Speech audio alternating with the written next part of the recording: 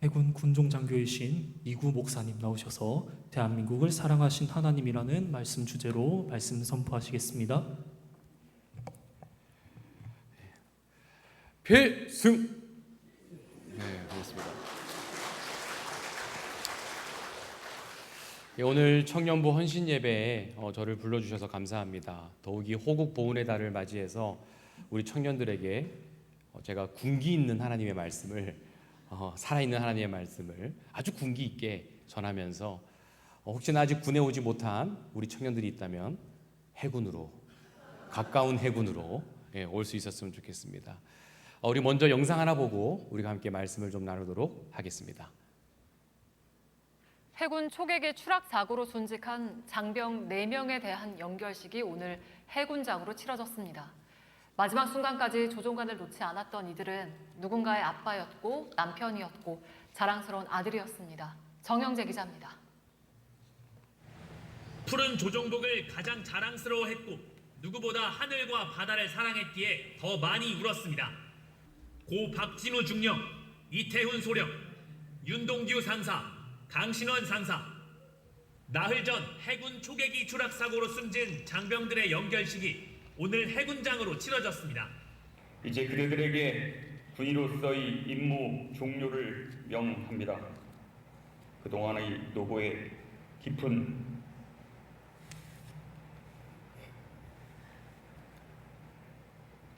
감사와 존경을 표합니다. 마지막까지 조종관을 놓지 않았던 진정한 군인이었고 동료였습니다. 매사에 성실하고 솔선수범하던 우리 전우가 한순간에 우리 곁을 떠났다는 게 아직도 믿어지지 않고 빈자리가 하루하루 더욱 크게 느껴집니다.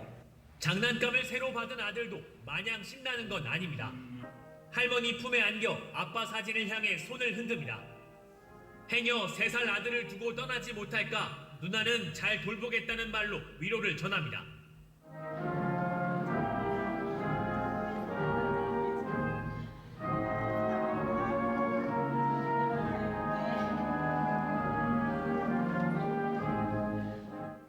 바다만 봤던 경례로 아들에게 인사하는 아버지. 태극기로 감싼 아들의 마지막 모습을 끌어안고 놓지 못합니다.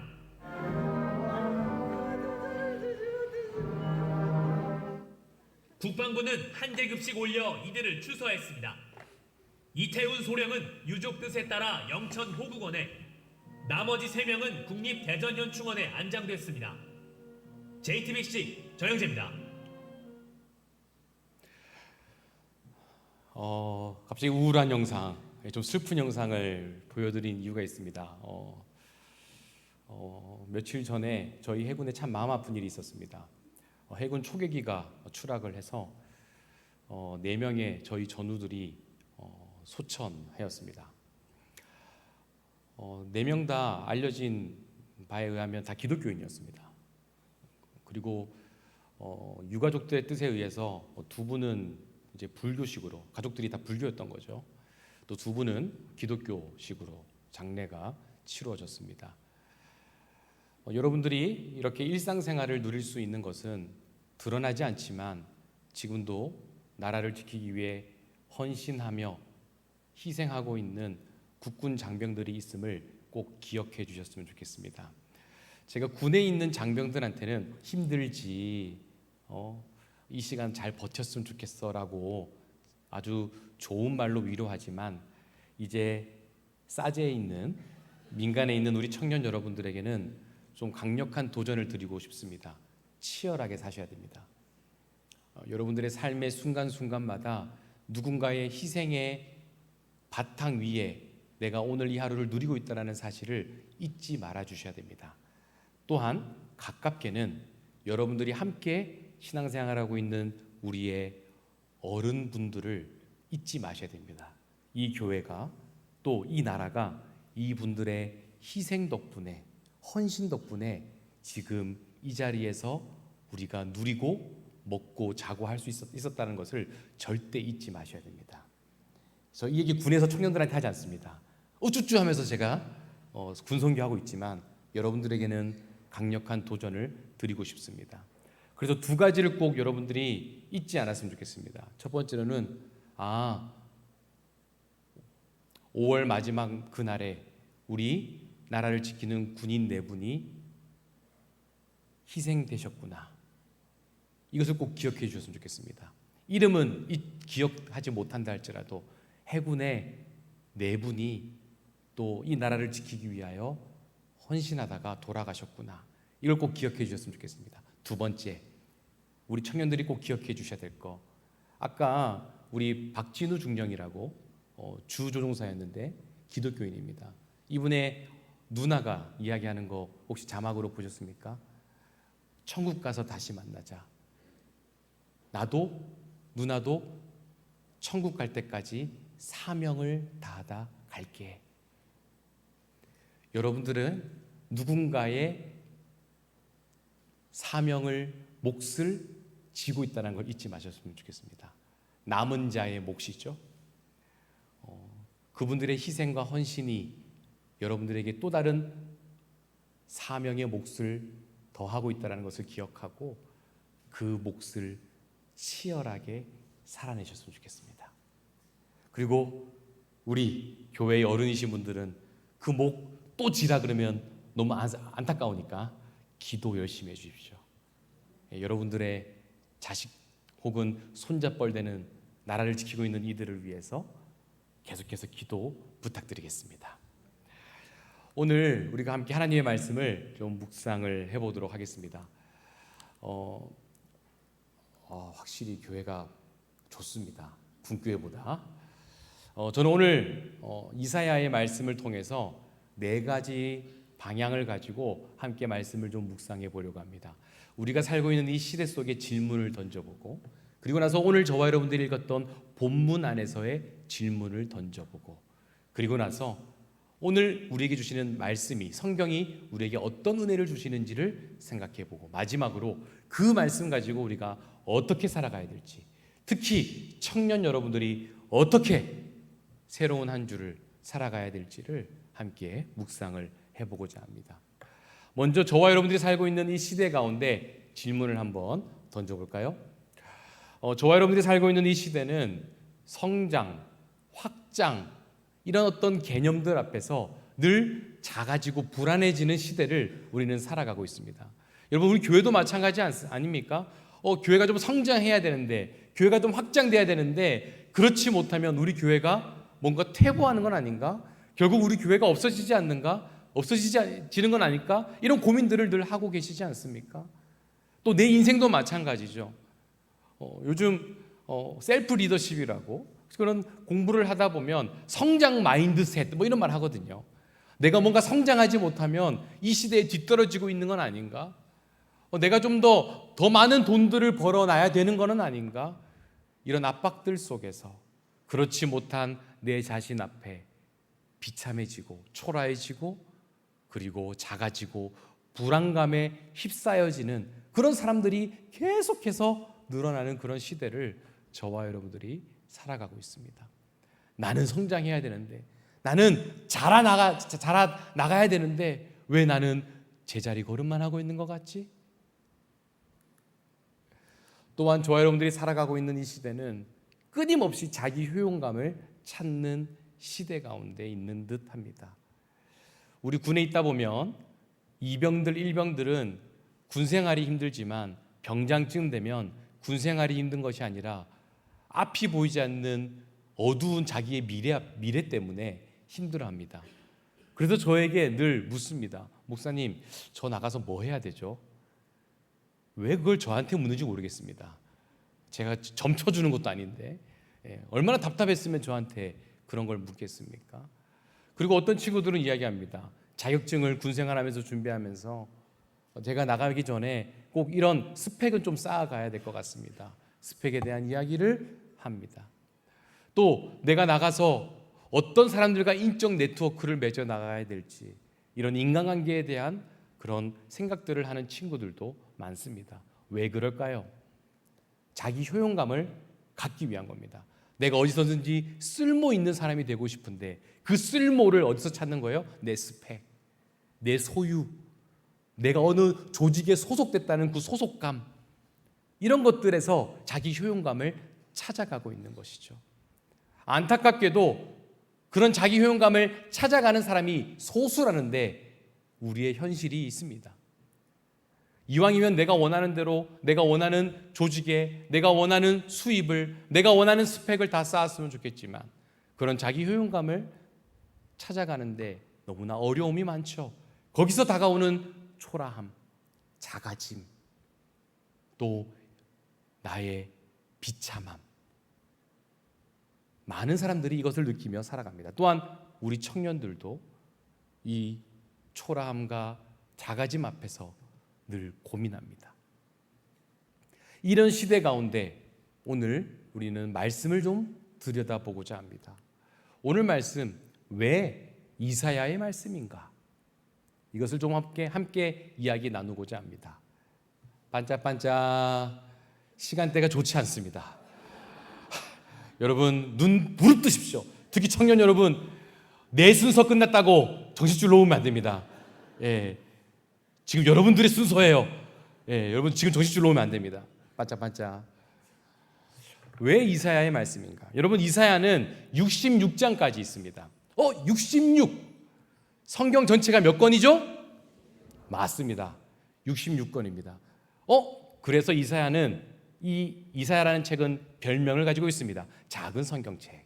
희한하게도 1장부터 39장, 구약 건수만큼 이사야 1장부터 39장까지는 심판의 메시지가 아주 무섭게 나와 있습니다. 놀랍게도 40장부터 66장 27개의 장은 약속의 메시지가 담겨져 있습니다. 그래서 이사야를 많은 학자들이 작은 성경이라고 부르고 있습니다. 그런데 왜 이사야의 말씀을 나누고 싶은가? 짧게 이야기 드리겠습니다. 여러분, 이사야는 북이스라엘, 우리 민족이 남과 북으로 나뉘어진 상황에서 북이스라엘이 아수르에게 멸망하는 것을 눈으로 본 사람입니다. 우리로 치면 뭐예요? 북한이 멸망한 걸 눈으로 본 거예요. 어디에? 특정한 나라를 얘기하면 제가 군복 입고 좀 위험해서 어떤 나라에 망한 걸 본 거예요. 얼마나 위협적이겠어요. 또 그 나라가 우리도 칠 수 있다라고, 우리를 공격할 수 있다라는 그런 위협 앞에 얼마나 두렵겠어요. 아수르, 그 당시 아주 잘 나가는 나라였습니다. 그 나라의 공격을 받아 북이스라엘은 멸망하는 것을 눈으로 봤어요. 그 당시 남유다의 왕, 남유다의 선지자로서 이사야는 남유다의 왕이 히스기야였어요. 여러분, 히스기야 기도 열심히 해가지고 15년 인생 늘어난 사람 아닙니까? 잘 아시죠? 우리가 흔히 봤을 때 아주 훌륭한 왕으로 알고 있습니다. 하지만 그의 한 인생의 지점에서 큰 범죄를 저지르고 말죠. 이 히스기야가 고민했겠죠. 아수르랑 손잡을까? 아니면 저 보니까 신흥 국가가 하나 있는데 뜬다고 하더라. 바벨론이라고. 바벨론과 한번 손잡을까? 아니면 영원히 멸망하지 않을 것 같은 제국, 저 밑에 이집트와 손잡을까? 이런 외교적인 생각을 하지 않겠습니까? 근데 이 히스기야가 아수르랑 손 안 잡고 바벨론과 손을 잡습니다. 바벨론이 또 히스기야 고생 많지 하면서 아주 좋은 예물들을 가지고 오자 히스기야가 와우! 내 집 한번 구경시켜 줄게! 하면서 자기의 집을, 자기의 아주 비밀스러운 보석, 모든 보화의 공간들을 다 공개해 주죠.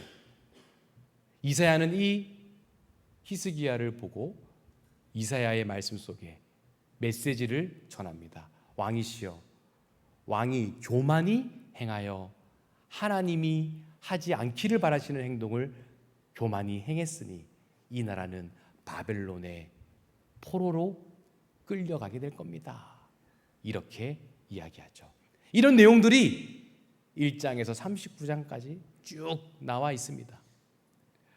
여러분, 이런 이사야의 메시지 속에서 얼마나 이사야는 마음이 부릴 듯 괴롭고 힘들었을까요? 내 민족을 향해서 좋지 못한 메시지를 던져야 된다는 것은 너무나 괴로운 일이었을 것입니다. 그러면서 오늘 저와 여러분들이 읽은 본문의 26장에 그 심판의 메시지 속에서 이사야가 말하는 겁니다. 지금 우리 이 나라가, 남유다가 지금까지 살아있을 수 있었던 것은 하나님이 하신 겁니다. 여호와께서 크게 하셨고 크게 하셨기 때문에 지금까지 우리가 올 수 있었던 겁니다. 라고 하는 메시지를 이사야가 던지고 있는 거죠. 그런데 왜 이사야냐? 오늘 이 이사야를 나눌 거냐? 우리가 오늘 본문은 아니고 읽지 않겠지만 40장부터 66장까지는 그 약속의 메시지를 던지는 대상이 있습니다. 누구냐? 바로 우리 청년부가 같은 다음 세대입니다. 다음 세대를 향해서 약속의 메시지를 던지는 거예요. 비록 우리 이 남유다가 바벨론에 끌려가겠지만, 망하겠지만 하나님을 붙들고 있는 우리는 결코 멸망하지 않고 다시금 회복될 거야 라고 하는 메시지가 40장에서 66장까지 다음 세대를 향해서 던져지고 있는 것이죠. 여러분 잘 아시는 메시지가 있어요. 이사야 60장, 일어나라 빛을 발하라. 이는 내 빛이 이르렀고 여호와의 영광이 누구 위에? 내 위에 임하였음이니라. 이게 바로 다 다음 세대, 비록 지금은 아니지만 다음 세대를 향해 주시는 메시지였어요. 이것을 이사야는 40장에서 66장까지 쭉 기술을 하고 있는 겁니다. 저는 오늘 이사야의 말씀을 통해서 앞으로의 세대, 앞으로 살아갈 우리 청년 여러분들에게는 비전과 도전의 메시지를, 또 청년의 마음으로 살아가고 있는 우리 어른, 우리 교회의 어른 여러분들에게는 내가 앞으로 어떻게 청년의 마음으로 살아갈지를 말씀으로 도전하는 시간이 되기를 소망합니다. 자, 이런 어떤 의도로 우리가 오늘 이사야의 말씀을 짧게 보도록 하겠습니다. 오늘 말씀 보면 이사야가 이야기해요. 나라를 크게 하신 분이 누구라고요? 여호와, 주님이시래요. 주께서 이 나라를 크게 하셨고 크게 하셨습니다. 이렇게 이야기해요. 여기서 우리는 질문을 던져볼 필요가 있어요. 왜 이사야는 나라를 더 크게 하신 분을 왕이 아닌 하나님으로 고백하고 있는가? 당연히 하나님이 하셨으니까 라고 이야기할 수 있지만요, 여러분, 세상 사람들은요, 역사를 조명해 나갈 때, 그 나라가 잘된 흥망을 이야기할 때 누구를 이야기할까요? 사람을 이야기합니다. 왕을 이야기합니다. 특정한 영웅을 이야기합니다. 하지만 이것은 인본주의적인 시각으로 역사를 보는 거예요. 저는 우리 청년 여러분들이 세상 사람들이 다 그렇게 이야기한다고 인본주의적인 눈으로 세상을 바라볼 때 여러분들만큼은 하나님의 눈으로, 신본주의의 눈으로 세상을 바라볼 수 있기를 간절히 소망합니다. 우리 뭘 보는 거예요? 역사의 흐름 속에서 비록 눈에 보이지 않지만 역사를 이끌어 가시는 하나님을 바라볼 수 있기를 소망해요. 그래서 이사야는 뭘 봅니까? 다윗 왕을 이야기하지 않아요. 솔로몬을 이야기하지 않아요. 특정한 영웅을 이야기하지 않아요. 이 나라를 크게 하신 분은 여호와 하나님이십니다. 이렇게 이야기하고 있는 거예요. 이 눈, 이 관점 너무나 중요합니다. 여러분, 군에 들어올 때 우리 해군의 많은 장병들을 제가 만나지 않겠습니까? 2병, 1병 때 두 관점으로 나눠요. 내가 어떻게 하면 생존할 수 있지? 이 조직에서 내가 어떻게 하면 잘 살아갈 수 있지? 인본주의적인 눈으로 선임들이 해주는 아주 노하우를 아주 잘 배워서 군 생활을 이용하는 애들이 있어요. 목사님도 이용하는 애들이 있다고요. 그런데 어떤 애들은 하나님이 어디로 보내주실지 그것을 믿음으로 받아들이고 어디서든지 하나님이 나에게 어떤 삶을 펼쳐주실지를 기대하며 살아가는 애들이 있다고요. 인간의 시각으로 살아가는 애들이 있고 하나님의 눈으로 살아가는 애들이 있어요. 누가 더 군생활 잘할까요? 하나님의 눈으로 군생활하는 애들이 훨씬 더 잘 군생활합니다. 살아갑니다. 관점이 달라요. 여러분, 신앙생활도 마찬가지 아니겠습니까? 교회생활도 마찬가지 아니겠습니까? 교회에서 인간적인 관계성을 가지면서 어떻게 하면 저분을 통해서 내가 조금 더 유익을 얻을 수 있을까? 이렇게 신앙생활하는 사람이랑 하나님이 나를 어떻게 바라보실까? 신앙생활하는 사람들이랑 다르지 않겠습니까? 여러분, 제가 민간교회를 섬긴 경험이 많지는 않지만 제가 정말 사랑했던 민간교회, 그 교회가 제가 전도사로 있었던 교회가 갈라졌어요. 아픔 때문에 갈라졌어요. 근데 거기서 저는 신기한 현상을 봤어요. 뭐냐? 교회 안에서 편이 딱 갈라지는데 가구점을 하는 교회 성도가 계셨어요. 편이 갈라지니까 가구점 하는 성도와 목재를 제공하는 성도와 그게 다 연결돼 있더라고요. 그러더니 그냥 뭐 진리의 문제가 아니라 편의 문제로 다 싹 갈리더라고요. 업계의 문제로. 이거 뭐예요? 교회가 아니었던 거예요. 그냥 이 교회는 인간관계의 그냥 모습이었던 거예요. 보면서 너무 마음이 아팠어요. 마음이 아팠어요. 인본주의적으로 교회를 보고 있는 거예요. 교회 생활한 거예요. 이 관점을 우리는 이사야의 눈을 통해서, 고백을 통해서 생각해 볼 수 있어야 됩니다. 이런 질문들을 던지면서 오늘 저와 여러분들이 오늘 말씀을 함께 좀 묵상해 보려고 합니다. 우리는 이 단어를 깊이 묵상해야 됩니다. 우리 한번 따라해 볼까요? 작아짐의 위대함. 여러분, 세상은 계속해서 커져가고 확장하고 아주 넓어져 가는 것을 갈망합니다. 이게 하나님이 주신 복이라고 생각하고 더더욱 그렇게 생각합니다. 살아갑니다. 하지만 우리가 잊지 말아야 될 자세가 있어요. 바로 작아짐의 위대함입니다. 작아짐의 위대함. 요셉이 성경에서 아주 중요한 사람으로 조명되는 이유가 뭘까요?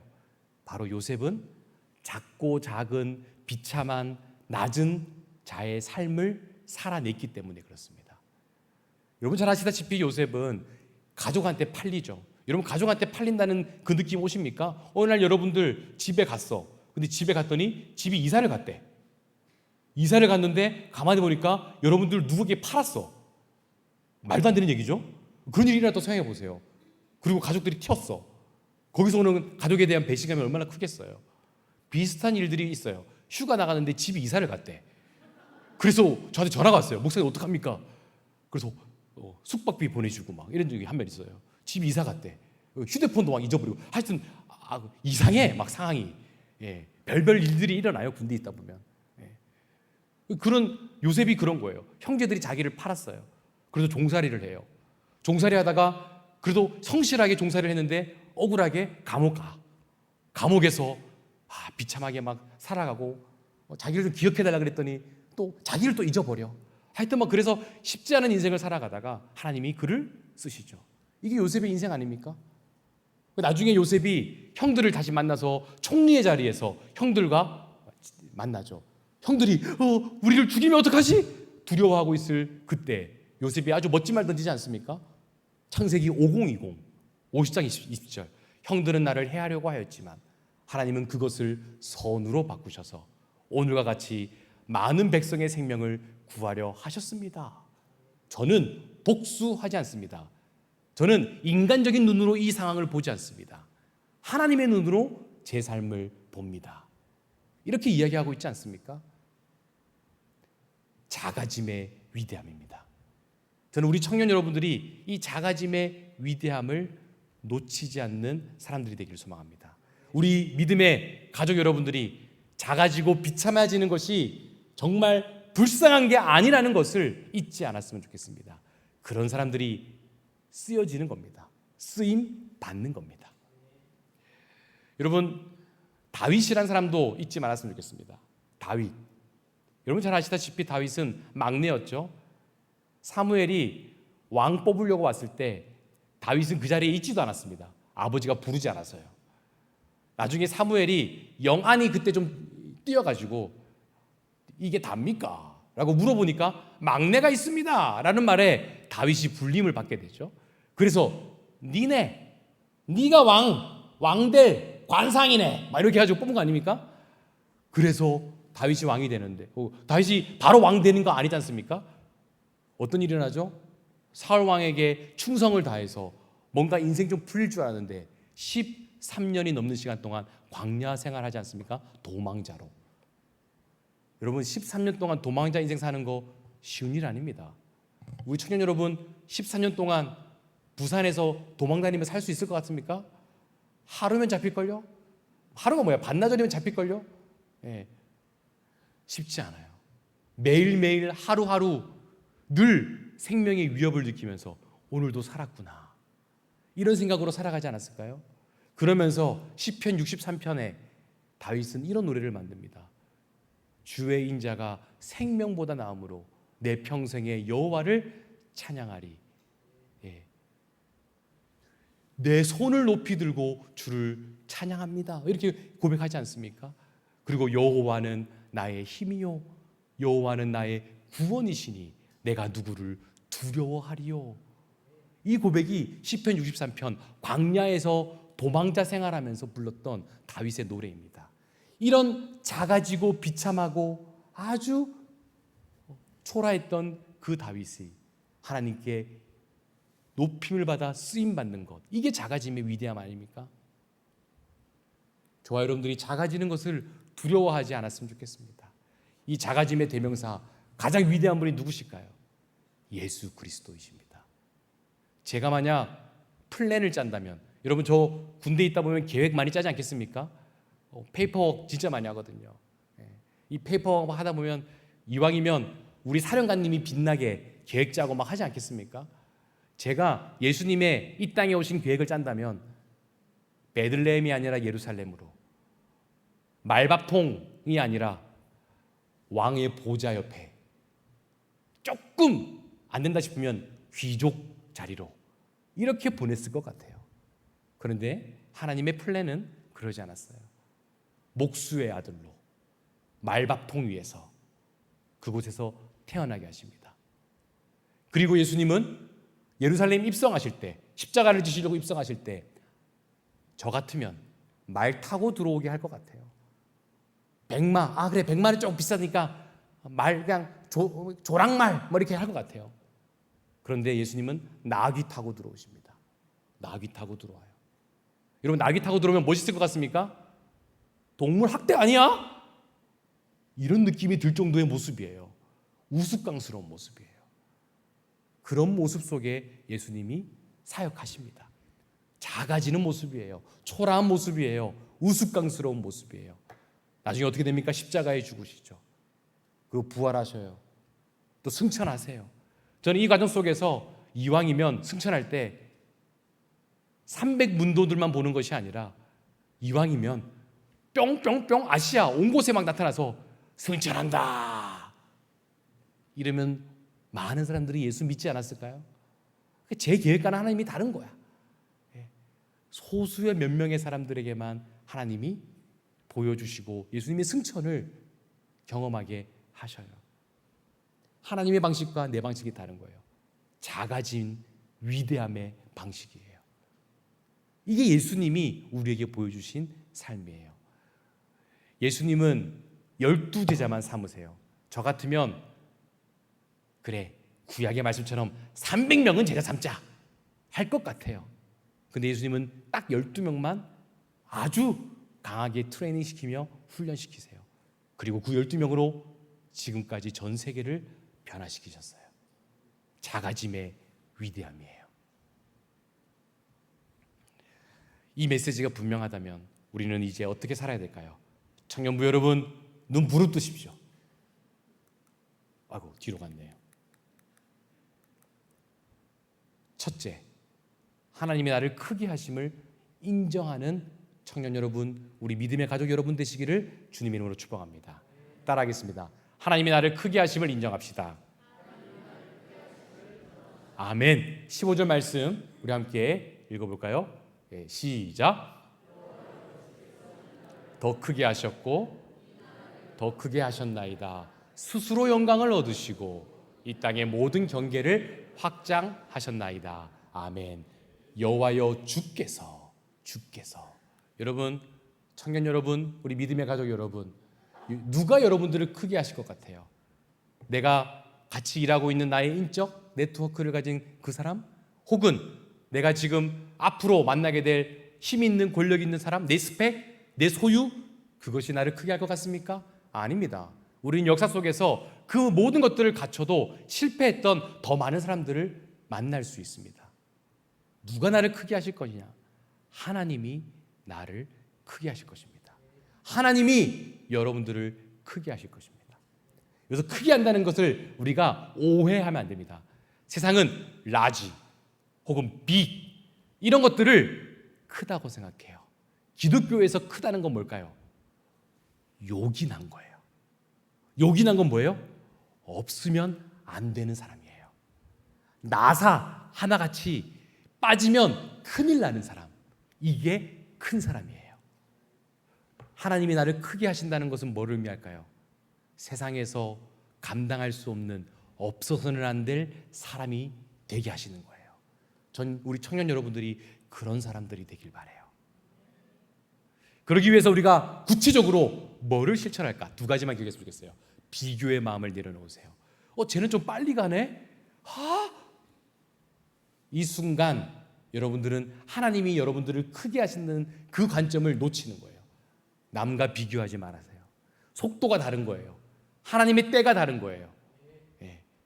비교하지 마세요. 두 번째, 작아지는 훈련을 피하지 마세요.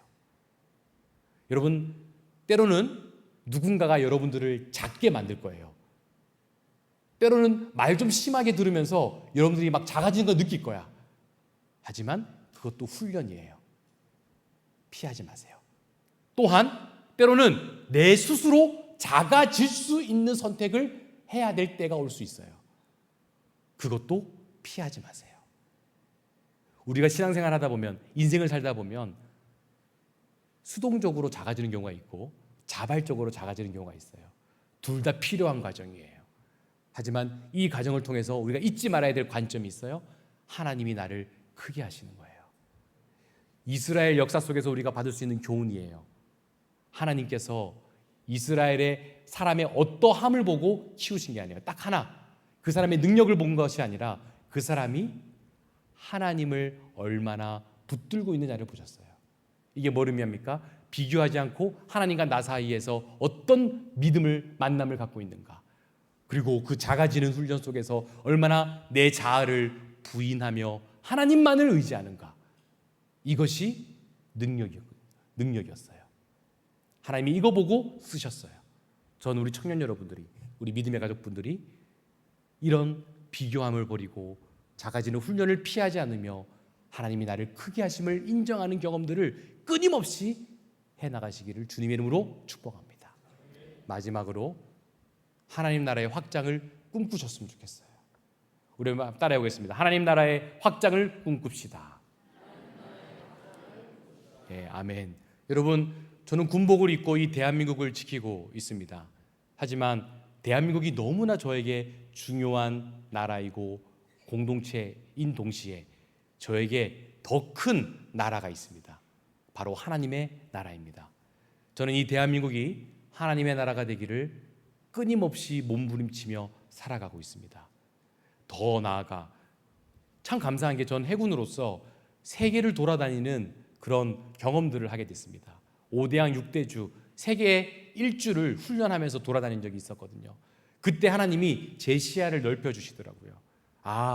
하나님 나라가 대한민국에만 국한된 것이 아니라 하나님의 나라는 전 세계 가운데 뻗어 있구나.